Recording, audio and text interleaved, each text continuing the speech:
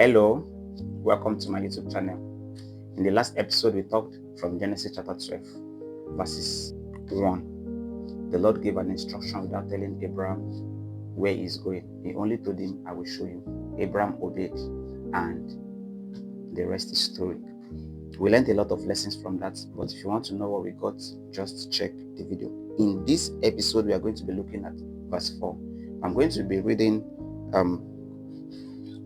reading from verses 4 to verses 6. I'm going to be reading from verses 4 to verses 6, but the emphasis today is on verse 4.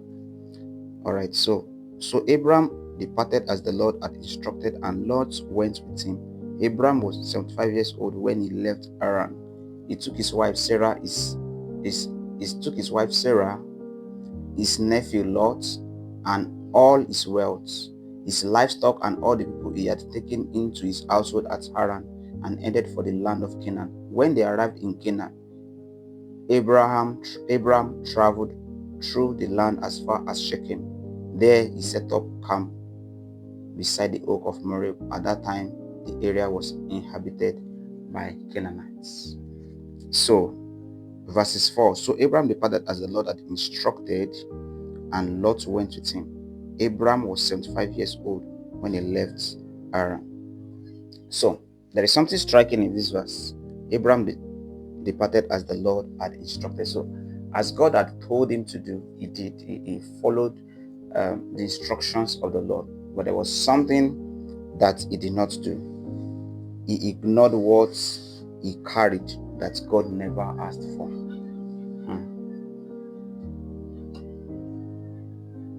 As I just looked at it, I just realized that obedience is not complete until the conditions for the obedience is complete. I mean, like we said in the last episode, it's really not about being curious, but it's about having a heart that is willing to obey.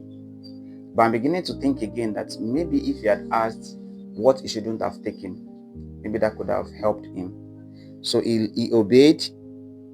Many people celebrate his obedience. I do celebrate his obedience. I celebrate his obedience. I love the fact that he obeyed, but he ignored what he carried that God never asked for. And what was that? That verse 4 says, and Lot went with him. All right, Lot went with him. You know that when we look to chapter 13, you begin to see some of the conflicts that arose and the issues that happened that almost caused the destruction from Abraham, right? So, but the point here is that there is something about this verse that is not so good, and it is the fact that he went with Lot, and he was not really instructed to go with Lot.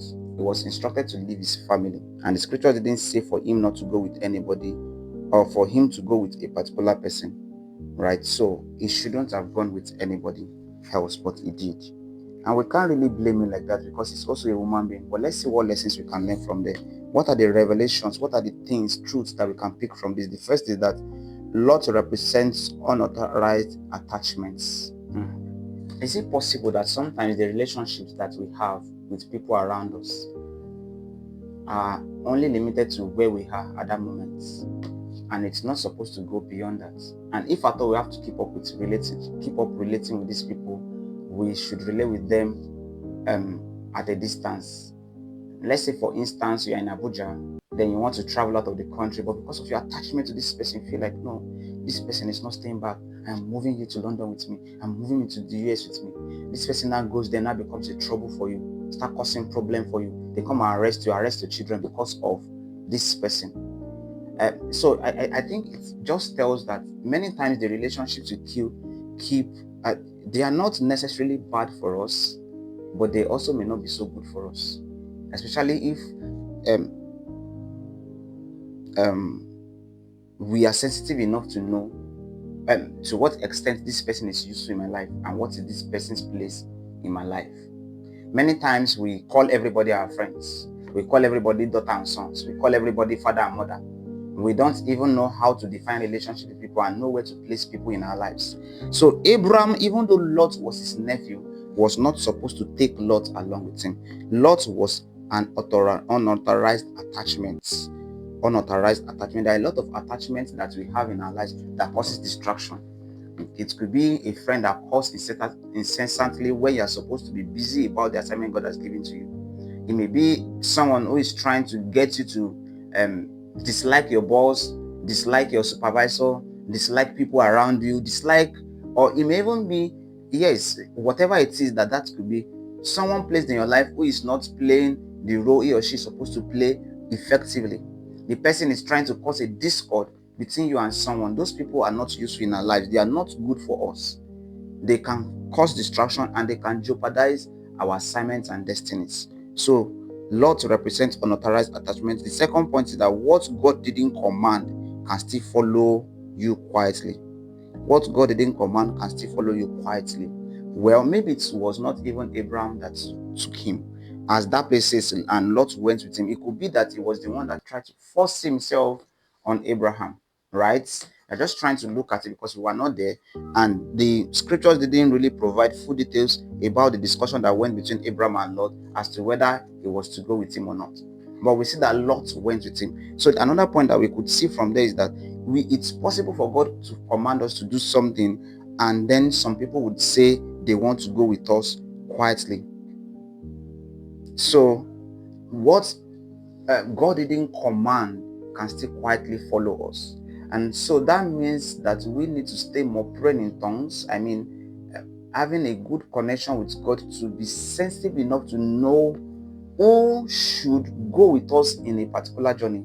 And this is not this is a very serious matter. It's a very serious matter because whatever is not for us that is attached to us can cause a big problem. We've had cases of people being arrested, being put in jail, being taken to the courts, being apprehended, just because of someone who is staying with them, who is not even a family member. Because we love everybody in our lives, we just want to help them, and we become omnipresent, we become omnipotent, we become everything to them, and we become their alpha and omega. When they need help, we just want to help every minute. It's good to help. What we are trying to say is that we must be sensitive enough to know when to allow people in our lives. When you like someone, you really want to help, but you just feel restriction, you just feel some restrictions, you just feel restricted, you just feel that I have the ability to help, but I'm just not seeing myself really going all out to help this person. It could be an indication that this person may not be a bad person, but there's a trouble hovering around him, that if you get yourself entangled with them, you would enter the trouble with them. It's like, we have different kind of counselors. We have the empathizers, we have the sympathizers, and we have the third one I can't remember now.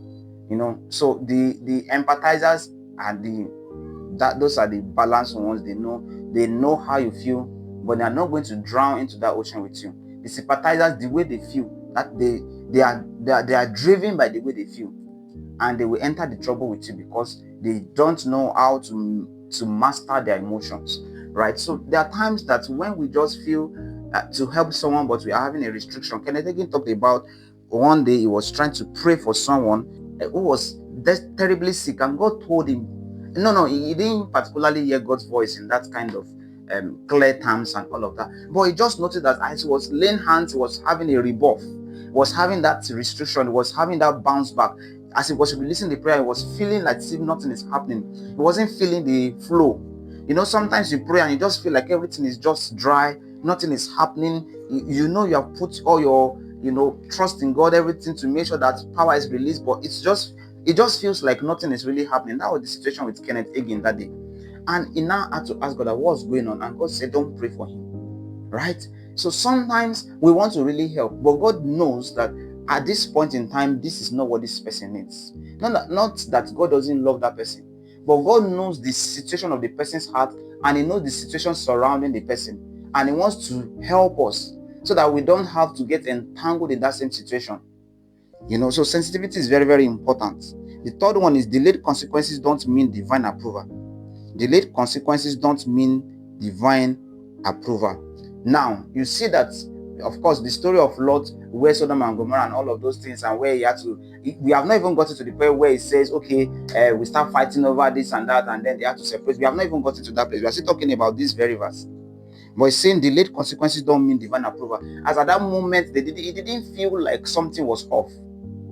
It didn't feel like there was a consequence for choosing Lot to go with him. But that doesn't mean that it was a divine approval.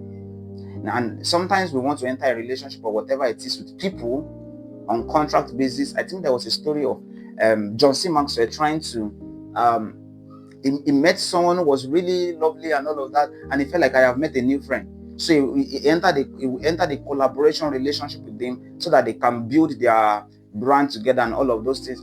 And this guy disappointed him and messed up big time. So after that time, he decided he was not going to really commit himself to people.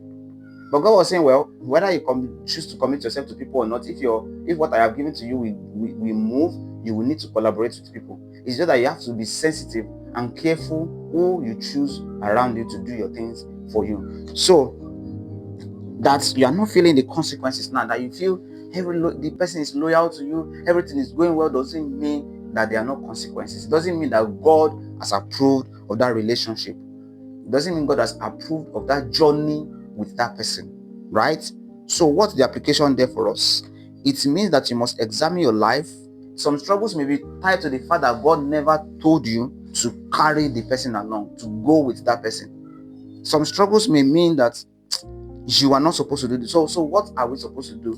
We are supposed to examine our lives. We are supposed to examine our lives. I mean, the Lord will help us so that as we go about our life, we are sensitive enough to know when to say yes, when to say no, when to say maybe, when to say hold on, so that we don't enter troubles.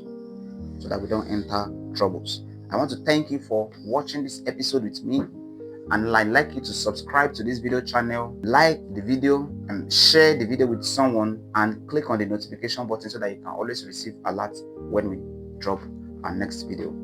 I'd like to also encourage you to drop comments in the comment box and say something about this video, and the Lord bless you. Thank you so much for your time.